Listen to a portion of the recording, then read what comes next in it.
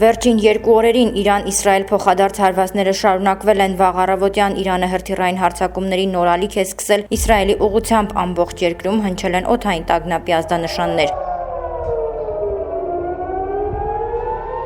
Իսրայելի կենտրոնական հատվածներում իրանական 4 բալիստիկ հրթիռների հարվածներից զոհվել է 3 մարդ, 74 մարդ հոսպիտալացվել է։ Իրանի զինված ուժերը հայտարարել են Իսրայելի ռազմական օբյեկտների հրթիռակոծության մասին։ Իսրայելն էլ իր հերթին շարունակում է հարվածները Իրանի տարբեր քաղաքների ուղղությամբ։ Երկու կողմն էլ հայտնում են ինչպես զոհերի ու վիրավորների թվի ավելացման, այնպես էլ ենթակառուցվածքները վնասելու մասին։ Երկու երկրներում էլ փոխադարձ հարվածների հետևանքով վնասվել են քաղաքացիական օբյեկտներ, հարձակման են ենթարկվել բնակելի շենքերը։ Հաղորդվում է, որ Թեհրանի 5 տարբեր հատվածներում պայթել են ականապատ մեքենաներ։ Իսրայելը հարվածներ է հասցրել նաև Իրանի արտգործնախարարության շենքերից մեկին։ Իրանն էլ թիրախավորել է Իսրայելի Բեն Գուրիոն օդանավակայանը։ Իսրայելը հայտարարել է, որ պատրաստ է դադարեցնել իր արշավը, եթե Իրանն ընդունի իր միջուկային ծրագիրը սահմանափակելու ԱՄՆ-ի պահանջները։ Իրանն էլ իր հերթին նշել է, որ պատերազմ չի ցանկանում, եթե այն չպարտադրվի։ Արտաքին գործերի նախարար Աբբաս Արաղչին հայտարարել է, բաց են ցանկացած համաձայնագրի համար, որով Իրանը չի ստեղծի միջուկային զենք, սակայն չեն ընդունի որևէ համաձայնագիր, որը զրկում է Իրանին իր միջուկային իրավունքներից, այդ թվում ուրանը հարստացնելու իրավունքից։